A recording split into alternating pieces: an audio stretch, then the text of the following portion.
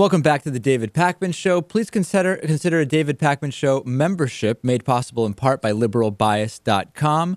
Liberals think they're so cool with their fancy statistics and math, but conservatives still have numerology. Think about that and go to liberalbias.com to find out more. Today's new member of the day, Jan Helge Lilovic. It is great to have Jan aboard, and we thank Jan significantly. We also, as we do every Thursday, thank Denis Campbell for being here.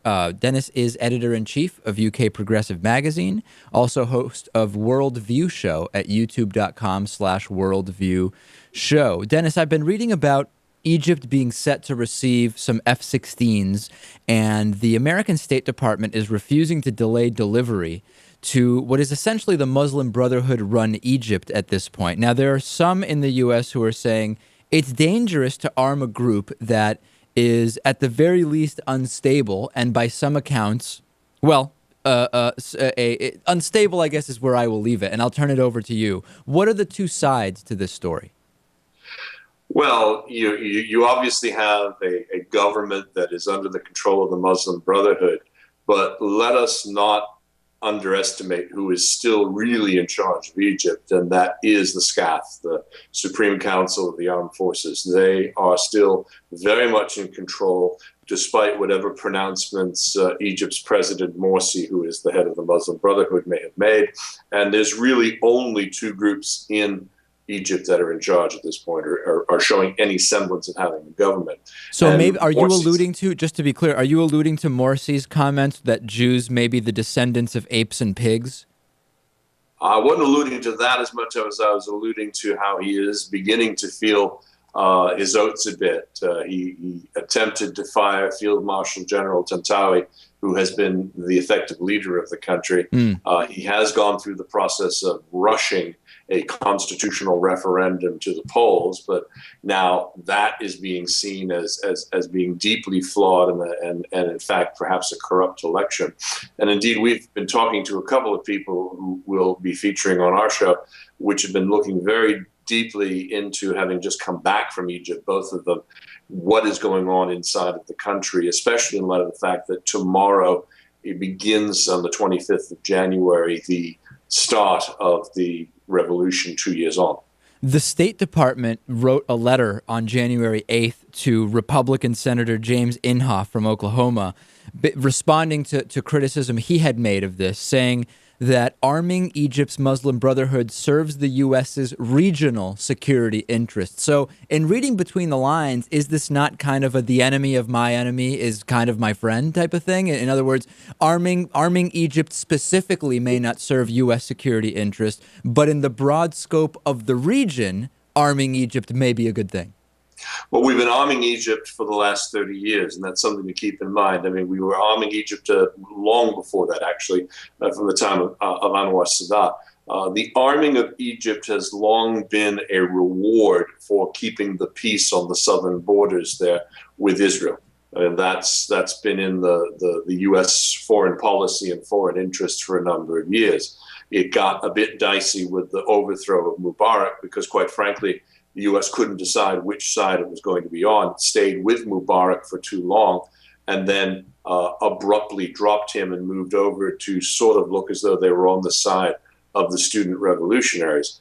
But now most of those that were involved in the uprising had been pushed off to the side because, indeed, as you mentioned, the Muslim Brotherhood have now come from being an illegal group all the way to the forefront of politics in that country. Now, the Muslim Brotherhood, I don't want people to think that the name there implies that there's, they're a group of radicals as bad as the clerical regime that we see in Iran. They're also not exactly what we would consider to be Boy Scouts. Their belief and treatment of women, their belief and treatment of other religions, such as the Coptic Christians. Actually, Denis, I have to interrupt. That does sound a lot like the American Boy Scouts. Right? I mean, they're anti-gay. There's there's a lot of. I think that there may be some similarities there. But go on. Yeah. Maybe not a good analogy. I'll be a little bit more careful in my analogies, but there certainly are pluses and minuses to whatever group would eventually rule. Right. One of the things I've said about the way the revolution unfolded was that the young revolutionaries, by young, we're talking people in their late 20s, early 30s, who for 10 years have tried to overthrow Mubarak. They actually succeeded in doing so. The Muslim Brotherhood had absolutely nothing to do with and were not involved with the uprising on the 25th of January in 2010. So they were late to the party, but they also understood and knew politically how to win votes inside of areas. They became part of the massive rebuilding effort. And because, I mean, even though it's a secular nation of 80 million people, there are a large number of Muslims there in that Arab country. So it was not the far right party, but as far as they could go in terms of Muslim extremism. But the fact is that, they do want to have a form of Sharia law. And the U.S. has never really interfered in the internal affairs of Egypt. There was a case a few years back, just before the revolution started, of a young dissident who was beaten and killed in Alexandria. The State Department went into shock and outrage mode, basically slapped Egypt on the wrist and said, "Don't do it again."